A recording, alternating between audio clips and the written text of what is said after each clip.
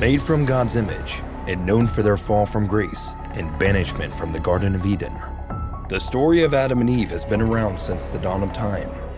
With that comes the assumption that the pair were the first humans to walk the earth, and that all of us are ultimately able to trace our roots back to the pair.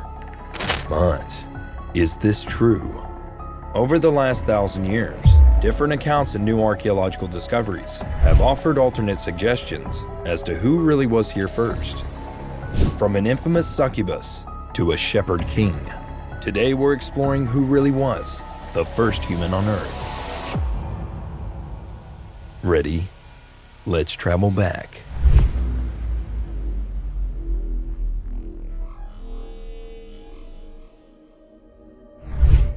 We all know the Adam and Eve story, but what if I told you that Eve wasn't Adam's first wife? Well, according to a medieval Jewish text called the Alphabet of Ben Sira, before Eve, Adam was married to a woman named Lilith. The origins of Lilith is unknown to scholars, but many think she was a character influenced by Mesopotamian or Sumerian beliefs about succubi, known as Lilu, which are basically female vampires. Despite being mentioned 4 times in the Babylonian Talmud, Lilith isn't connected to the original story of creation until a Jewish text called the Alphabet of Ben Sira surfaced.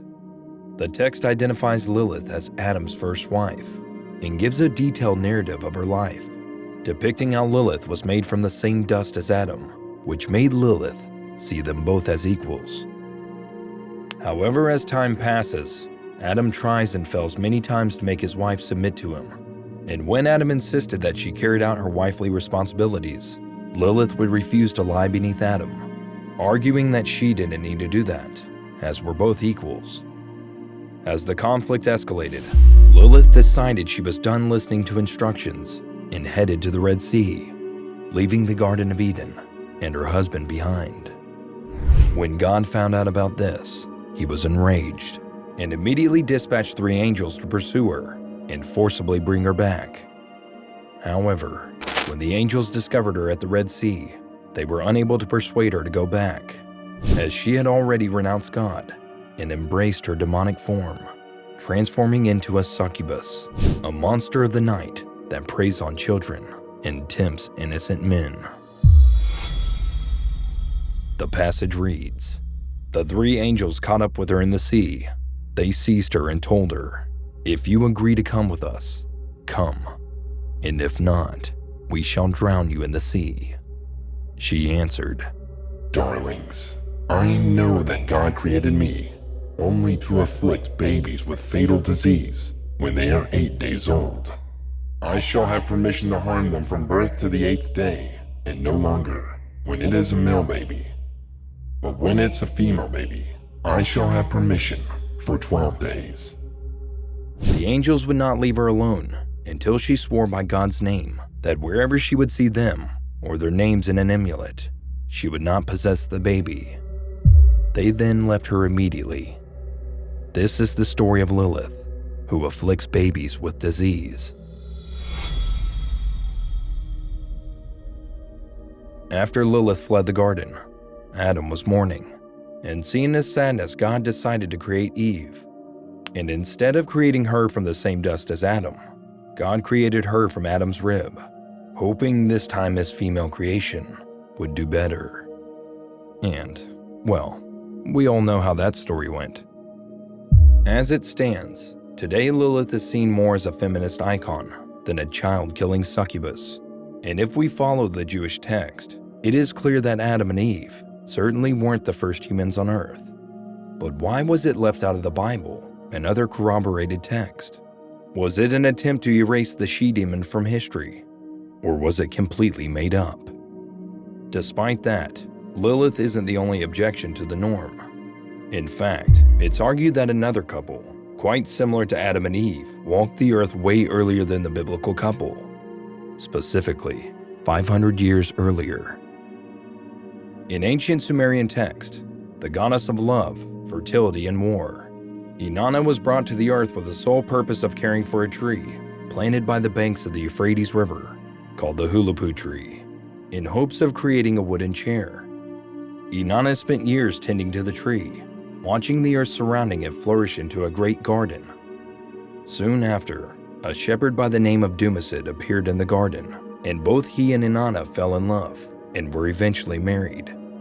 However, while Inanna was preoccupied with a relationship with her husband, she neglected the tree, and because of that, a cunning snake built a nest in this tree, making the tree impossible to cut down. And funny enough, the snake's name was Lilith.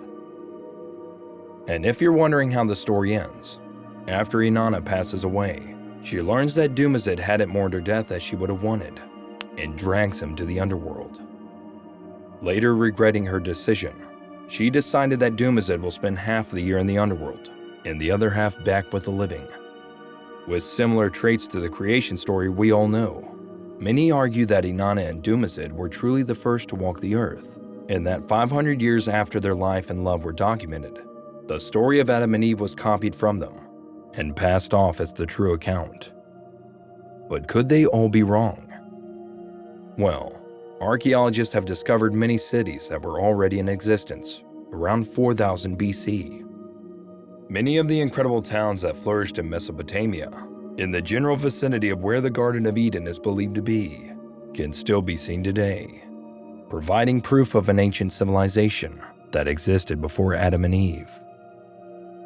One example is Turkey's Çatalhöyük, that was erected between the years 5200 and 7400 BC.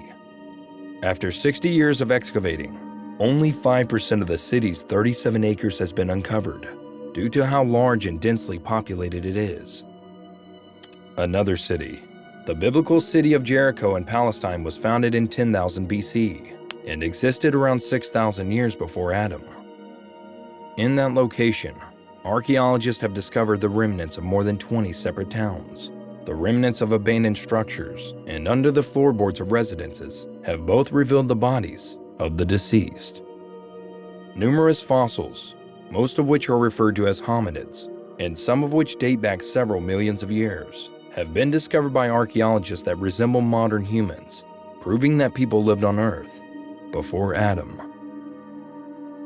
These migrations would have lasted far longer than a few thousand years, because people were reluctant to relocate unless it was necessary to escape a dangerous environment or an enemy, and because they must make changes to virtually unfathomable dangers, like traversing frozen land bridges and oceans.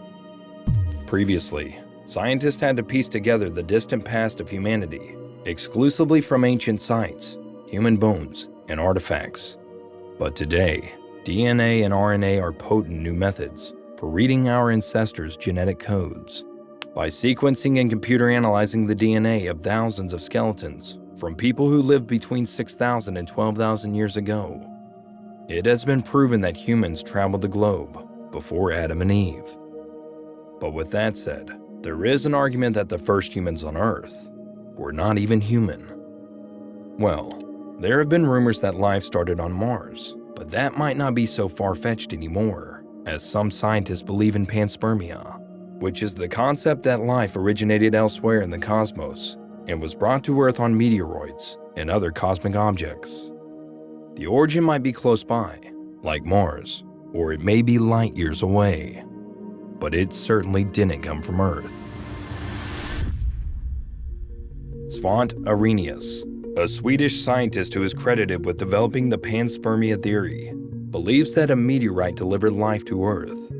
He claimed that the biological creatures like bacterial spores and viruses are driven through space by the feeble pressure of starlight and are ejected from planets by electrical forces. Such organisms connect to space dust, which increases their mass and enables them to descend toward the nearest star under the influence of gravity, where they may be grabbed by the planet of that star, Earth. So the question we have to ask now is, are we aliens? That's a question for another time. Of course, this doesn't solve the answer of who was the first human on Earth, but to question whether humans have lived across different solar systems is certainly interesting. And worlds apart from our roots, back in the Garden of Eden.